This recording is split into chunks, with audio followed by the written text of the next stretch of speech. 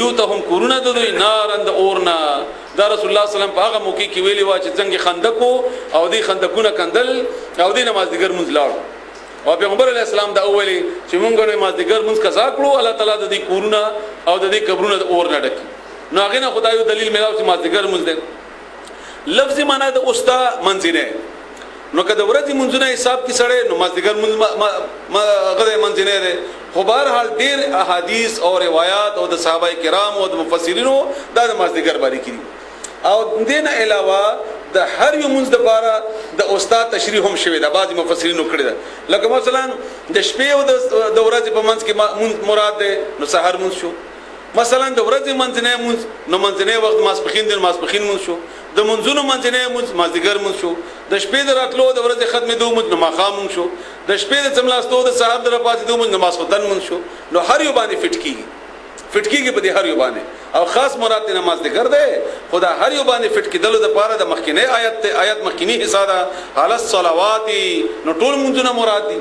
چې دا ټول منځونه لحاظ کوي اسنه چې دا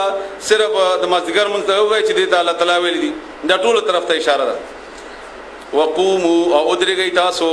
لله الله تعالی د پاره قانتین تابعدار قانت تابعدار ته ویل کی عاجز ته ویل کی خدا یو خاص حکم ده د خبرو نه کول د پاره رسول الله صلی الله علیه و آله وسلم بخاری شریف کی حدیث ته زید بن ارقم نے روایت ده په بخاری کې دا حدیث ته چې دې آیت نمخ کې بمونګه په منځونو کې خبرې کولې یو بل ته به اشاره کوله خو چې دا لفظ الله تعالی نازل کړو ناغې نه بعد بیا مونږه یو بل ته اشاره هم نه کوله او مونږ به هم نه کوو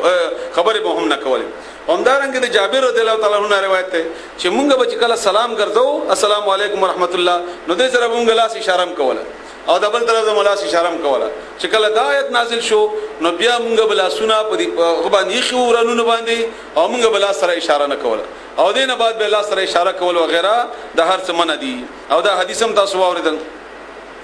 فاین بیا کچری خفتم تاسو یریدلې فرجالن نو منذ کوي رجالن د رجل نه ده د خپوته ویل کی نو پیاده یی او رکبانن او یا اسوار یی یعنی په سوارلې باندې او کپیدلې کوم خامخاو کا فاذا به هر کلا امنتم چې تاسو په امن کې شي کور ترا شي راو رسیدای فذكر الله بیا د وی الله تعالی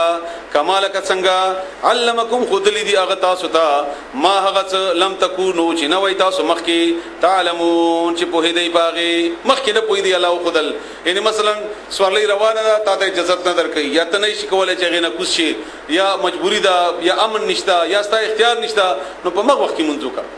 خیر دی خو کا خامخه ها بیا چې کله کور تراشي نو بیا په هغه طریقې وګه چې کومه طریقه الله خدل ده